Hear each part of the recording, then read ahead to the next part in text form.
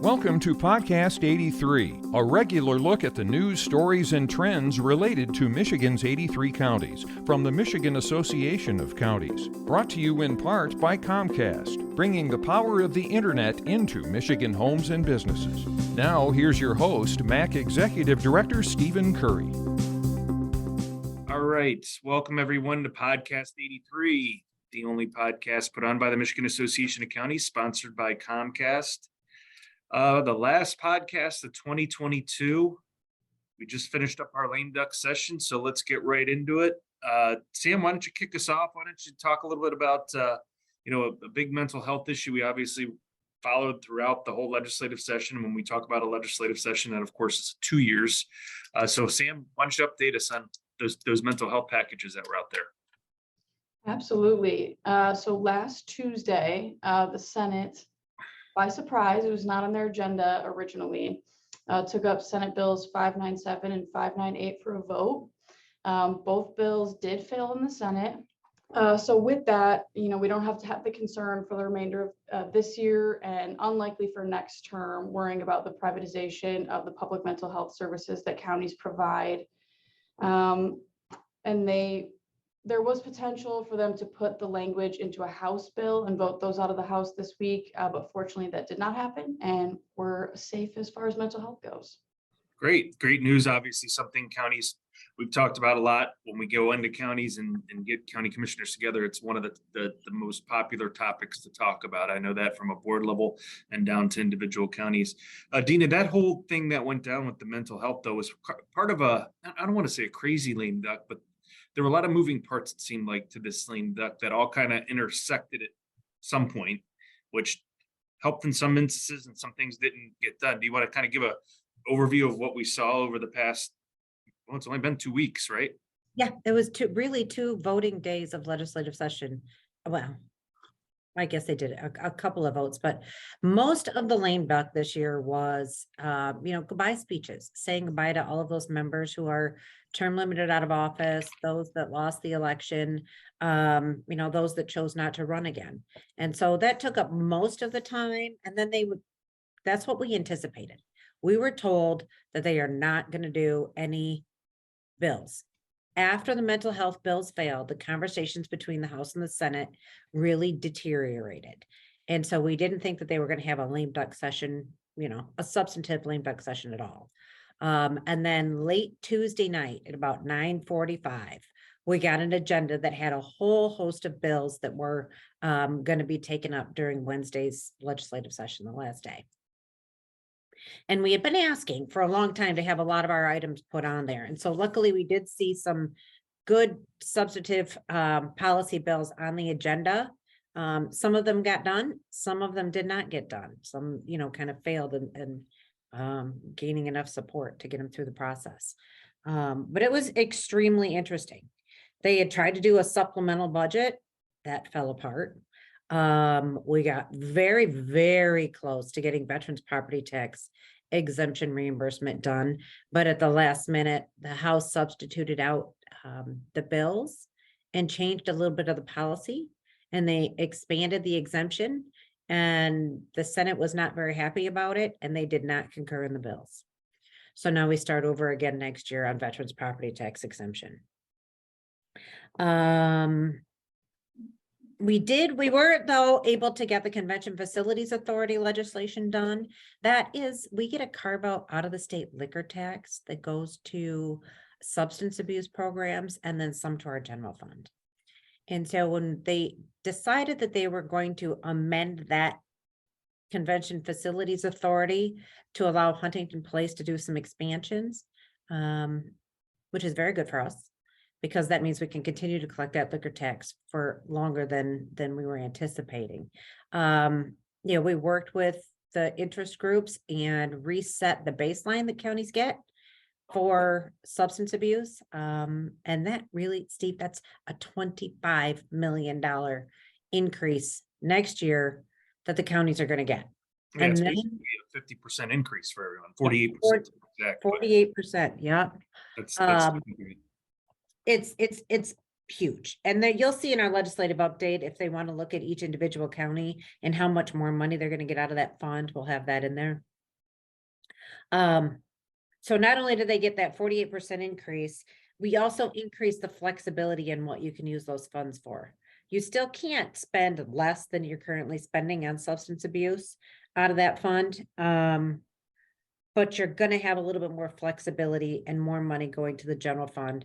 And then the counties can determine how they want to allocate those funds. So we're very, very happy about that. We anticipate the governor to sign it, made it all the way through the process, and it's headed to her desk. Yeah, that's great news. You know, like I was saying before, it was kind of just a weird lame duck. And then there was another issue, Madeline, that kind of came up that we weren't expecting. You want to talk a little bit about the solid waste planning issue and that package of bills that got through? Yeah, so there was a package of House bills that was rewriting Part 115, which deals with solid waste management. And we were under the impression that those bills were not going to move through the Senate committee, not past the Senate, that they were kind of dead. But we're guessing that with the majority shakeup, that the committee chair Nesbitt, decided now was a better opportunity to move these bills than next term.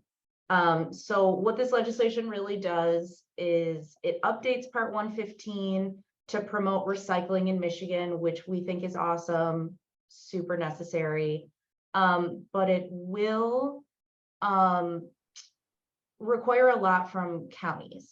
It's gonna require each county to develop a materials management plan, have it approved by Eagle, as well as all the township officials within each county. And we know that that's probably going to be a challenging process for counties.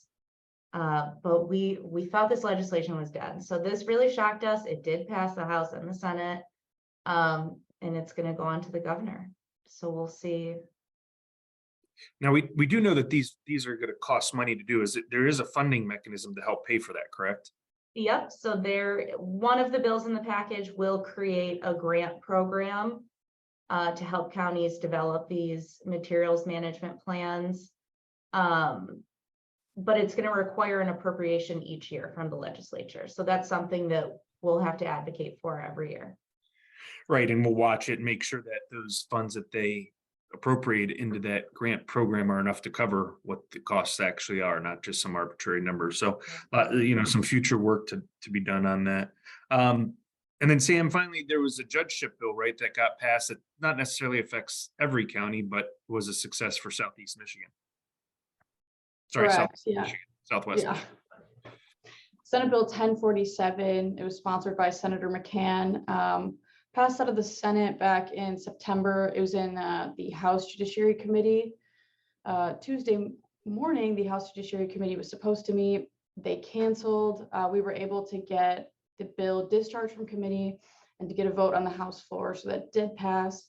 One no vote and unanimously in the Senate. So that's exciting. And that bill adds one judgeship to Allegan and Kalamazoo counties. Yeah, I know that was important to Allegan County. They had talked about that for a long period of time. So as we're looking to, kind of looking back over the past 2 years, there are obviously a few issues that didn't get done that we were hopeful to get done that we'll obviously work on next legislative session. You want to talk about those, Deena, that, some things that, may not be priorities. They may be priorities. We haven't gone through that process internally yet, but some things that we were definitely interested in that didn't get done. Yeah, there are several items. I mean, revenue sharing trust fund really is the number one issue that we've been trying to get done. And we started to make some progress. We had a hearing in the Senate. We're really happy with how those Senate bills were drafted, but we really ran out of time. It was the inconsistency of the legislative calendar, the lack of voting days that really was the biggest stumbling block there. So we will absolutely attack revenue sharing trust fund again next year, try and get that done. Open Meetings Act was just a huge topic, and it still remains to be a topic, not just the substantive rewrite, but the ability to participate remotely. A lot of progress I think was made on those bills. I anticipate them again being introduced next year, and we'll work to get those finished. Personal property tax exemption, reimbursement. They did an economic development supplemental last December. They set aside some money to reimburse us for an expansion of that PPT exemption, but we needed the policy bills to get done. Unfortunately, again, mostly due to a legislative calendar issue, but made it all the way through the Senate unanimously, and then did not come up for a vote in the House during lame duck. They had discharged them from committee and then did not take them up. So that is something we will attack very first thing next year. And that's about it. I mean, we had lots of successes though. Yeah, I think it was a great legislative session. I mean, obviously topped off by 4-year county commissioner terms, which we've talked about for a while. That was a great team effort. If you look at what our staff did, but not only our staff, but the full backing of county commissioners from across the state and the effort they did, something we definitely want to emulate in the future. When we start looking at issues, because that I think really is what helped get us that across the line, especially on an issue that's been worked on by this association for 10+ years. What else do we want to highlight that over the past few years? You guys can all chime in on this. Well, we got to 6% increase in county revenue sharing. That was good. That was a great start to the year. Yep, looking forward to that. We killed mental health, right, Sam? That was great. Mental health is dead. Yep. We also were able to extend the fee authority for trial courts to May of 24. And next term, I'm going to work on getting some policy done on what the fee structure will look like. Yeah, that was important because that was about a $40 to $50 million hit if that did not get passed for our court, which essentially would have cost the counties. Yeah, that was a good one. Yes. We killed FOIA. That was an ugly mess. Those FOIA bills were terrible, weren't they, Madeline? Yes. So luckily those died. We were happy about that. Secondary road patrol fund, got some restricted monies for that. So we're very happy there. Yeah, that was a great change for the future. Obviously COVID kind of proved that was not a sustainable funding mechanism, funding through tickets. So that was a great change that helped not only our sheriff's department, but the counties as well on being able to fund that secondary road patrol. And we expect a lot of other policy bills that we worked on, over the past couple of years to resurface. But, I think, what we've talked about today, what didn't get done, will probably end up closer to that top of the priority list. Yeah, so great. Well, great job, everyone. Madeline, Sam, you guys helped us get it across the finish line there at the end of the year. Deena, great job over the year or 2 years. And we kick off a new legislative session with a new legislature, very young legislature, right? So it'll take some time, I think, for them to get organized, but a lot of those issues will be top of mind for us. And I think we've got a very friendly legislature as far as, we start looking at former county commissioners in the legislature and where they're positioned in their current roles. I think that'll be helpful to us, but you never know what happens till we get into it, right? All right, anything? But I am hopeful. We've got some really good ones in there right now. Huge advocates for county government, and so on both sides of the aisle. Yeah. Yeah. Well, before we close, just a reminder for everyone, next year is our 125th anniversary of MAX. So be looking for updates on some of the celebratory items we'll be doing throughout the year at our conferences. Of course, our spring conference, legislative conference, will be the end of April in Lansing. The annual conference will be in October in Kalamazoo. So look for updates on that. The MAC board will be meeting next week for the final MAC board meeting of the year, and then getting back together in the beginning of the year. So with that, any final closing remarks from anyone? I'm glad it's over. But I'm looking forward to a fresh new start next year for sure. It starts all back over again. No. All right, anything else? Do we want to remind everyone committee applications, January Yes. 13th? Yep, Very good. good point. Way to The keep us committee on task. process is really fun. I really like committees, Good.